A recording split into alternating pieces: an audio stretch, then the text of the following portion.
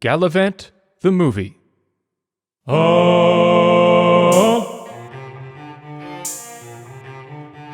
Way back in days of old, there was a legend told about a hero known as Galavant. He tried to save his lass, but then she dumped his ass to marry money, which for Gal was scant. So he got depressed and drank a bunch, but when a princess came for lunch, he rose, and over many shows we watch him as he grows to be the hero Galavant. With his brave squire Sid, a rather friendly kid, and Princess Isabella, who did trick him, he went to save his love, the not-so-faithful dove, who sees the jester when she needs a dick. In case you're worried he'll be hurt again, fear not, for Izzy's heart he'll win. They kiss, and though it was a miss, they soon found lovers' bliss, the princess and Sir Galavant. Sadly the lovers soon would be split, as Izzy was promised to her little cousin. It's pretty messed up, I will admit. So the king became Gal's bro, and jointly they did go to save her and win back the kingdom. Back the kingdom. Now we're in season 2 with these two sexy dudes, as they both try to prove that they are tough guys, while Izzy seeks parole from magic mind control, thanks to an evil wizard with the disguise. But the princess breaks the curse and kicks him out, and so he starts to pout. But damn, he has another plan, and though he's on the lam, he'll keep on fighting Galavant. Remember Madalena? She was a big complainer. She wanted power, and with him she'd get it. The dark attacks the light to prove its greater might, but Richard and his magic sword won't let it. So Wormwood and Madalena ran. Old Izzy got to wed her man. Oh, but I glossed over a lot. King Richard tied the knot, had a dragon like he thought, and Gareth was distraught, so Sid would join his plot to save Madalena's heart, plus other stuff I forgot. So watch it now if you've not. But now it's time for Galavant,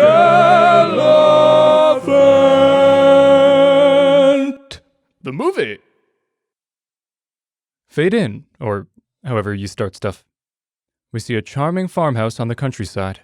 Other descriptive words. I'm bad at writing description. We enter through the door and glide through the halls. It's neat, with some clutter, indicating a well-lived-in space. As we enter the bedroom, we see an empty bassinet in the corner, which will, someday soon, be occupied by a bouncing babe. The camera pans over Galavant's sleeping face. Slowly, he stirs, stretches, and lets out a content groan. He rolls over, opens his eyes, and is face to face with a hungry, pregnant Isabella. Interior, Gal and Izzy's house by the sea. Galavant, ah! Isabella, I'm hungry. Good morning, beautiful. Gal leans in and tries for a kiss, but Isabella puts a finger to his lips. Not now, I'm hungry. Galavant glances down. The camera follows his eyes, panning down, revealing Isabella's thoroughly pregnant belly. The camera returns to her face, as do Gal's eyes. What? Nothing, just thinking about how beautiful you look. Isabella softens. Aw, thank you. She instantly hardens again. I'm hungry. Understood. Galavant gets up with a grunt and starts getting dressed. What are we craving today, my love? Ice cream. Also pickles. At the same time? What, is that a problem for you? Are these cravings, which, may I add, are all your fault, are these cravings inconvenient to you? Am I being unreasonable? Shall I just leave your child hungry? Is that what you want, No, it's fine. Everything's fine. I wanted to head to the market anyway. He embraces her. We see Isabella's face over his shoulder. She is very pleased. Works every time. What was that? Nothing. Now off you go. Mommy's hungry. As you wish. Galavant keeps getting dressed. He's a bit reluctant, but trying to put on a happy face. As he gets ready, he grabs his sword to strap on. Do you really need your sword to go into town? Of course I do. What if I find a quest? Or brigands? Yes, I'm sure there are a great many brigands in Brimbleton. Terry down the street said he saw bandits just last week. Didn't we agree that those bandits were just a bunch of bored teenagers? We can't know for sure. I do know that you haven't found a single quest in 8 months. Then I'm due. Well, you're not the only one, so go get my ice cream. And pickles. Of course, my darling. He kisses her, then heads out the door. Isabella follows him to the front door, yelling behind him. Good luck on your quest, Gary! Never should have told her about that. We see Galavant take his horse from the stable and start riding down the street toward town. Isabella watches him go, holding her belly. I need a quest. I need a quest. I need a chance to separate me from the rest. I need a damsel in distress or a man under duress. I need a quest. I need a quest. I need a quest.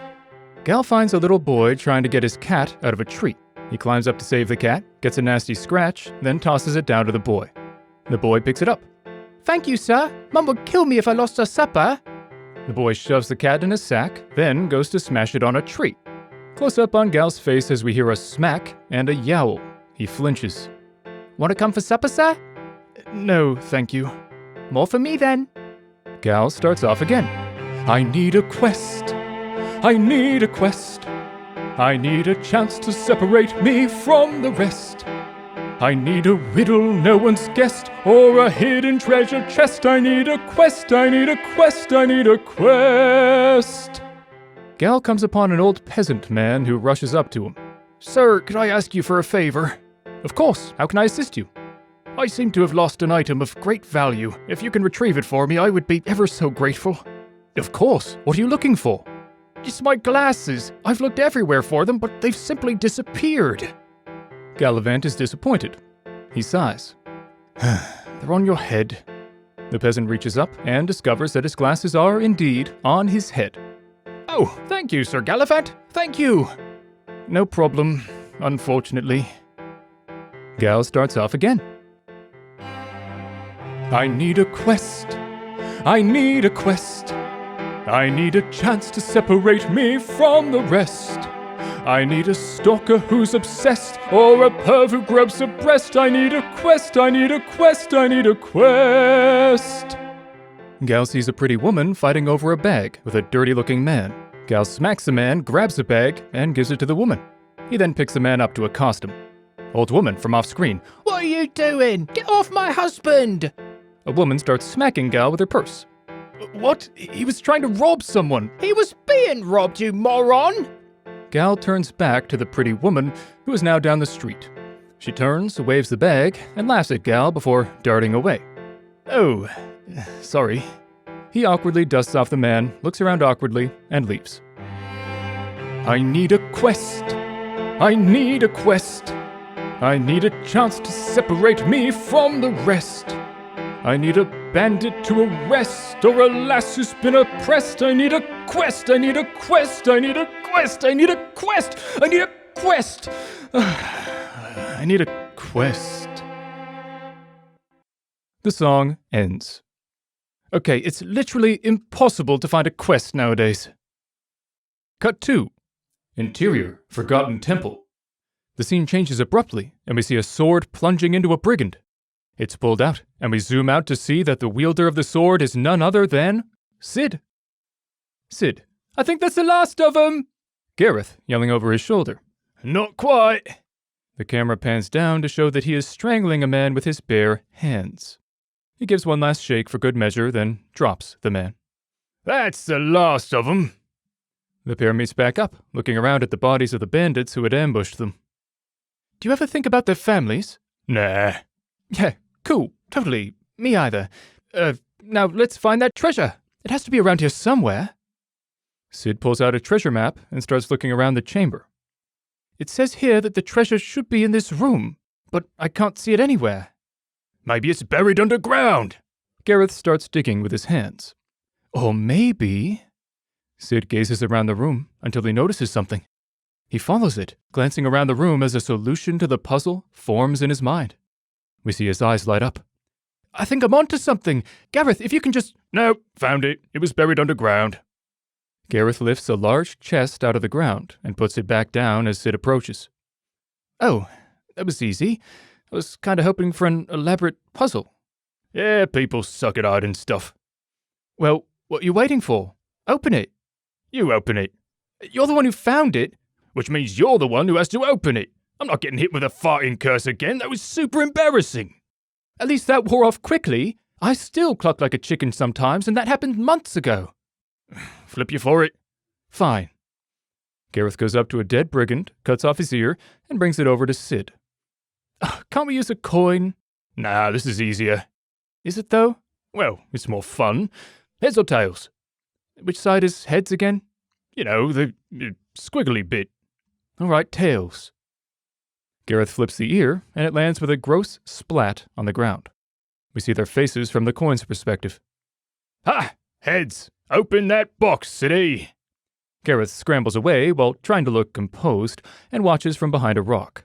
Sid nervously reaches for the chest, then quickly flips the latch and lifts it before scuttling away. Nothing happens. Phew, no curse. Ah, you got lucky. Gareth walks back over to Sid, and the two peer inside the chest and see that it contains a golden crown with shining jewels. Well, what do you think? Will it save Madalena? One way to find out. Slowly, Gareth lifts the crown to his head and lowers it down. Music swells. It's very epic. However, before it touches, he pauses and turns to Sid. Actually, maybe you should try.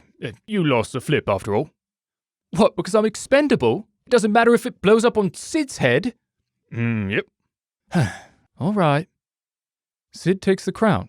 Fear flashes across his face before determination takes over. He slowly lowers the crown, the epic music returns, and then it touches his head. There's a whoosh, and his hair flaps in a magical breeze. It's clear that something incredible is about to happen. Suddenly, Gareth pulls down his pants and stands with them around his ankles. From his face, you'd think it was the most natural thing in the world. He stands there with a smile on his face, hands on his hips, pleased as punch. Gareth? Yeah? Is there a reason your trousers are down? Oh, nah. It just kinda feels right. Sid gazes at his companion, confusion clear on its face. He slowly takes the crown back off his head. There's another whoosh, and Gareth's expression slowly shifts to one of confusion. He looks down. What the? Gareth quickly yanks him back up. Give me that! Gareth grabs the crown from Sid, placing it in his pack. The pair starts journeying back to the door of the temple. Cut 2. Interior, Richard's castle. Richard and Roberta are seated at the dinner table. They're eating supper while Richard regales Roberta with tall tales from his adventures with Galavant. She watches with a smile, knowing Richard's tendency to exaggerate his own involvement. Richard. So, there we were, Gal and I, lost in a deep, dark cave. We could hardly see a thing, but I said, Gal, fear not, we'll find our way out. So I had him put his hands on my shoulders, and I bravely walked us through the treacherous cave. Roberta. Sounds spooky. Oh yes, Galavant was very scared, but I told him, Gal, I won't let anything happen to you. And he said, thank you, Richard, I know I can count on you. That sounds like him. But then, just as we could see the exit, we were attacked by brigands. Giant, snarling brigands. With a troll. Yes, they had their very own troll. Galavant nearly pooped himself. In fact, he did poop himself. It was very embarrassing, but I had no time for that, so I drew my sword. Richard stands up, lifting his cane, and bravely strode toward the brigands. Stand and fight, or flee, cowards, I cried, my rich baritone filling the cave and echoing throughout. They came at me, and I swung, and I parried, and I... Richard accidentally knocks a bunch of glasses off the table with his cane. Oh no. I'm sorry, dear. I got a bit carried away. That's all right, Richie. It was a wonderful story. Suddenly, there is a great roar from outside, and the sky lights up orange. Richie, you did remember to feed you-know-who, right? Of course I did. You think I'd forget again after what happened last time? That farmer was really angry. He yelled at me. There's another roar and a great crash, like a tree falling over. Richard slowly starts backing towards the door, gingerly touching his belly. Ooh, my tummy hurts a bit. I think I'm going to use the chamber pot. Don't worry about me. I'm fine. You stay here. And if you hear a commotion, it's my poo. Richard hastily leaves, as Roberta chuckles and shakes her head. Cut 2. Interior, Forgotten Temple. Sid and Gareth are on their way out of the temple. Sid, I guess the crown's magic made you pull your pants down. Thanks, Sir Obvious. So I guess this temple was just another bust? Well, yeah, but at least it was actually magic this time. Remember that giant rock we lugged back to town, only to learn that it was just a rock? We lugged back to town? Hey, I helped. You sang a song. And you said, and I quote, "It helped take my mind off the very heavy boulder that I have to carry around all by myself because..." Oh, I get it, you were being sarcastic. Yeah. Sorry. It's all right. It built character. They continue walking. Sid notices that Gareth is being glum. Oh, it's okay, big guy. We'll find something and save Madalena, don't worry. What? I'm not worried. I mean, I'm concerned about her. I'll think about her a lot. I wonder if we'll ever find a magical item that can free her from the dew. I think it's called dew. Thanks. And sure, sometimes I stop thinking about how much less angry I was when she was around. You mean how happy you were? Whatever. And yeah, sometimes my throat hurts a bit when I think about her and my allergies start acting up. Oh, totally allergies. But I am not worried about her. Clearly. I'm not worried. I'm not worried. It is simply that I'm rather in a hurry. When I think of her, I almost never ever wanna cry, except when there's a bit of dust inside my eye. I'm not worried. It kinda sounds like you're worried. No, I'm not worried. I'm not worried. Though I sometimes find my vision getting blurry. But I probably just need a pair of seeing specs. It couldn't be related to the fairer sex. I'm not worried. Yep, definitely worried. Wrong! I'm not worried. I'm not worried. I just wanna find out where it is she scurried. Sure, when she left with that wizard, I was super pissed. But I hardly ever think about that time we kissed, so I'm not worried. I am not some schmuck. What are you doing? Nothing. I'm pretty sure... I don't give a damn. Whoa, how'd you do that thing with your mouth? Don't ask. She left me alone. Yes, but you said you love her. Which I can't condone. So let me get this straight. You're not worried? Nah, you're not worried. Right. Though the thought of losing her brings you to fury. Well, yeah. And although what you're describing sounds like grave concern, and whenever she comes up your stomach starts to churn, it's impossible that you might have a bit to learn when it comes to love and feelings that you've had to earn. I'm not worried. Sure. I'm not worried. Of course. So shut up before you wake up dead and buried. Wake up dead? I admit that there are times when I might seem depressed, and I wish my head was gently nestled on her chest. But there's no crushing sadness that has been repressed, no secret hidden feelings which I so detest, 'cause I'm not worried. The song ends. There's a long silence. The pair can see the light of the entrance. As they walk, Gareth suddenly speaks up, trying and failing to sound as breezy as possible. But, like, if you're worried about her, maybe we should, speed up a bit. Only if it'll make you feel better. Well, I am pretty worried. Then let's go, you ninny! Gareth sprints the rest of the way out of the tunnel, leaving a speechless Sid in his dust. Sid gives a knowing chuckle, then starts jogging after his companion. Cut 2. Exterior, Tad Cooper's stable. We see a goat unceremoniously dumped onto the ground outside. We zoom out to see Richard standing over it, looking around.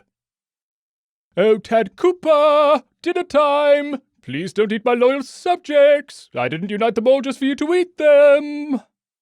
Off screen, there's a roar and a slam. Then a great gust of dragon breath blows Richard's hair back. He winces at the gust, but soon smiles broadly at his dragon friend. Oh, there you are. I knew you weren't eating people. You wouldn't do that, would you? A great tongue comes in from off-screen and licks Richard's face. Oh, I'm happy to see you too, old chum. Also, that was disgusting. Richard wipes the slime off his face with a loving grimace. And look, I have a lovely goat for you to eat. Have at it. There's a silent pause, punctuated only by the loud breathing of the dragon. Oh, come on, Tad Cooper. Do I really have to do it every time? A rush of steam blows into Richard's face. Oh, very well. Richard grabs the goat and starts moving its legs around and pretending to be its voice. Oh no, a scary dragon! Bah! Whatever will I do? Bah! It's going to eat me! Oh no! Richard drops the goat again and steps back, and there is a great commotion as the dragon tears into the animal. A hoof hits him in the face. Roberta from off-screen. Your goat voice is getting better. Richard spins around and sees her standing just behind him, arms crossed, with that lovely look she always gives him. Damn, she's got lovely eyes. Roberta, my love, you see, It's okay, Richie. You have a lot on your plate. You're bound to forget once in a while. As they talk, you can still hear the dragon chowing down and see the occasional piece flying through the air around them. That's just it. I don't have a lot on my plate. When I became the one true king, I thought I'd start doing some real ruling. But now that the peasants are all about this democracy thing, I'm nothing but a figurehead. They don't even fear me when I walk through the streets anymore. Do you want them to fear you? Well, kind of, at first. I want them to fear me, and then come to love me when I show them I'm such a swell guy. You certainly are, and your subjects know it. It wouldn't hurt them to show it once in a while. Richard sulks. A moment later, he's nudged by Tad Cooper. He smiles. Oh, Tad Cooper, you always know just how to cheer me up. Why don't we take Tad Cooper for a ride? That will take your mind off everything. You know, that's a wonderful idea. Where shall we go? Well, my aunt was disappointed when I cancelled my trip at the last minute. Why don't we go visit Spinster Island? Splendid! I've always wanted to go there. I love cats. Richard stands and walks over to Tad Cooper. We see Roberta as she watches him lovingly. But tell him to take it easy this time. We don't need you falling off again and hurting your other leg. That wasn't his fault. That owl was taunting him. Tad Cooper gives a roar of agreement. If you say so, boys. Roberta climbs up as well, sitting behind Richard with her arms around his waist. Tad Cooper, to Spinster Island. Music swells. Then nothing happens. I don't think he knows where Spinster Island is, dear. Oh, right. Neither do I. To the north, Tad Cooper. With a roar, Tad Cooper takes off, and we see the pair rush into the sky. Cut 2. Exterior, the Dark Evil Lord's courtyard.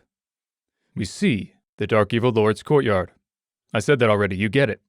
It is as stylish as it is ominous. Though there isn't much time to appreciate the surroundings, as we're immediately met with Madalena in a fiery rage. Literally. Her eyes gleam red, and she's conjuring massive fireballs as she fires them at various ghoulish enemies in a variety of disturbing forms. As we look closer at the enemies, we see that they are, in fact, depictions of people who scream and cry out for their families as they explode into flames. Cut 2. Interior, Madalena's room. Madalena jolts awake. She had fallen asleep while studying the dark, evil ways. A page from one of the large, musty tomes has become affixed to her face with the help of her drool. She looks up and sees the Del, or Dark Evil Lord, staring at her, disgust plain on his face. He is Chester Wormwood's twin brother, Lester Wormwood. Next to him is Barry. Wormwood. Enjoying your beauty sleep, pupil? Madalena. Oh, I'm sorry, Mr. Wormwood. I'm trying, I really am, but it's so boring. I came here to learn the to-do, not to read boring book after boring book. If you want to learn the to-do, you need to do so safely. I know my brother let you do whatever you wanted, but it's that attitude that got him killed by that idiot with a sword. I know, but... No buts. I may be a dark wizard, but I'm However, I'm not a stupid wizard. One wrong word and you could doom us all. Theory is everything, my dear, and before you have a handle on that, you mustn't dabble in the to-do. For your own good. For my own good? People have been telling me what my own good was all my life, and you know what? They're always wrong. Theory is all well and good, but if I'm to rule this realm, I need to practice. All the knowledge in the world will do me no good at all if I can't use it. My dear, I promise you, you will learn the arts when the time is right. But rushing into things will only cause more problems. It's been months, and I have yet to cast a single spell. Please, just give me my wand and let me start. I swear I'll stick to easy spells. Ahem. Who am I? The teacher. And who are you? The pupil, but... And therefore... My opinion is as worthless as your nipples. That's right. Weirdest phrase ever. But accurate. Every pupil believes they know everything until they don't. You know why you've never met my first apprentice? Because he turned himself into a frog. Now all he does is eat flies and try to trick princesses into kissing him. Is that what you want? No, but how about the one after him? She decided she wanted to learn to teleport. Do you think she succeeded?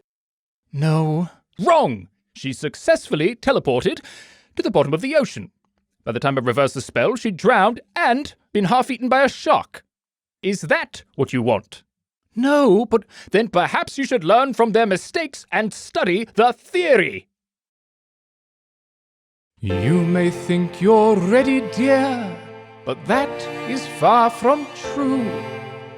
There is just so much, my dear, that's unbeknownst to you.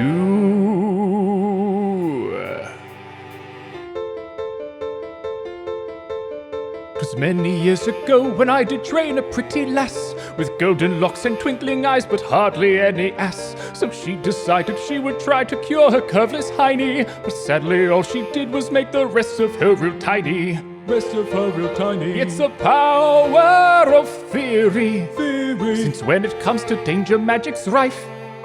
It's the power of theory. It's boring, but it just might save your life.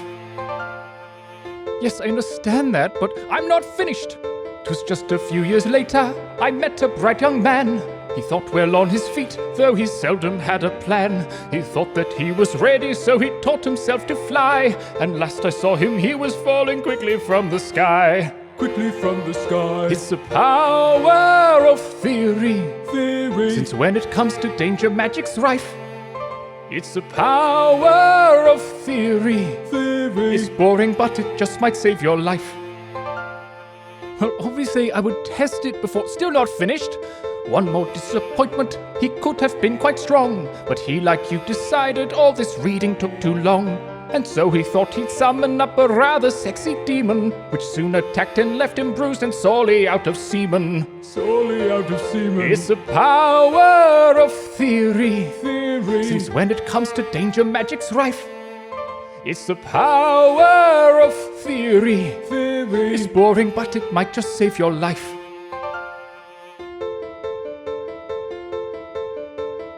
Are you waiting for me to... Shh!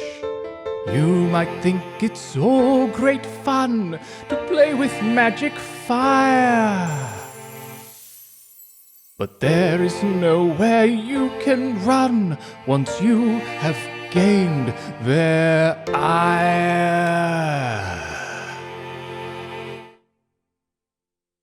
The song ends.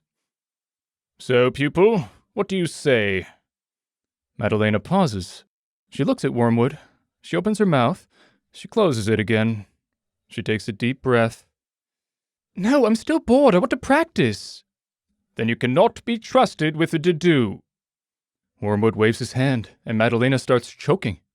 Suddenly, a red mist bursts from her mouth and flies into Wormwood's. Berry will see you out. And one more tip. Lose the bangs. They're not working. We've been laughing at you for months. Berry. It's true. Awful. Wormwood starts laughing. Berry starts laughing. Madalena starts freaking out as they laugh.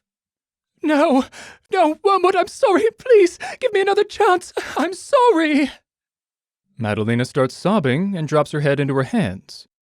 Suddenly, Madalena wakes up. She has a page stuck to her face. She looks around, bewildered. Wormwood is nowhere to be seen. She takes out a mirror and checks her bangs. She frowns and puts the mirror back down. She looks back down, sighs deeply, and starts reading again. She's clearly still very bored and reluctant, but resigned to her fate. For now. We leave the room and see Wormwood standing just outside the door, looking through a magical peephole. He steps back and smiles, his eyes flashing red, before leaving.